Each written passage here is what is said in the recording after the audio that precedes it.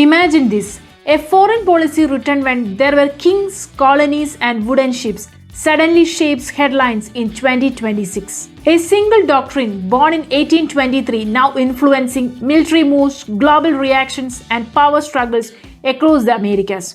This is not just history. This is strategy, influence, control, playing out right now.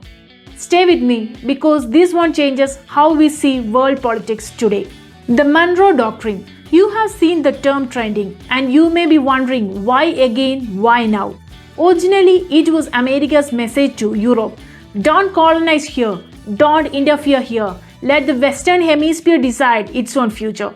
But history rarely stays simple. Over the years, this doctrine became a tool, sometimes protection, sometimes pressure, and sometimes intervention.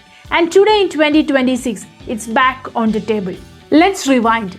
Latin American nations had just fought hard for independence. European empires were thinking of coming back. So United States said, if you try to control this side of the world, we will see it as a threat. And in return, US promised to stay out of European conflicts. It sounded like a shield, but slowly it turned into something bigger, almost like saying, this is our sphere, our zone, and many countries in Latin America never forgot that feeling. Let's fast forward to today.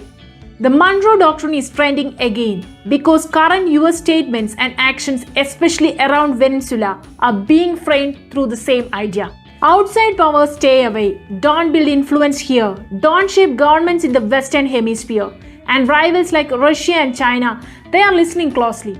This feels like history is echoing, but in a new world where everything is multipolar, interconnected, and fragile.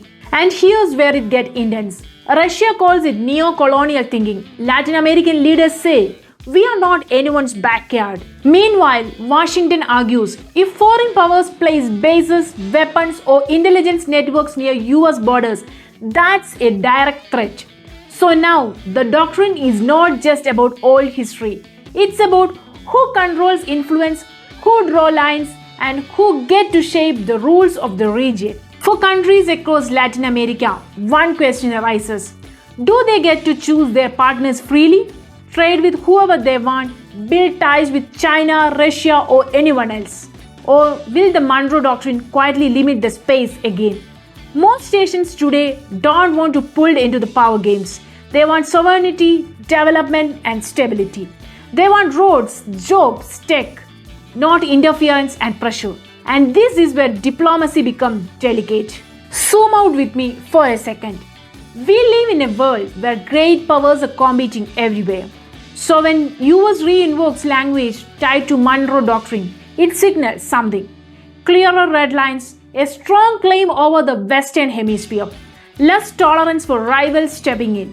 This is not just about Venezuela. It sets the tone for the entire region, from Mexico to Brazil and beyond. Here's the deeper truth. Monroe Doctrine is trending again because it never truly disappeared. It just shifted, reshaped, and waited. Now it's back, influencing diplomacy, defense, negotiations, and power balances. So, what do you think? Is this doctrine about security or control? Or is it necessary or outdated?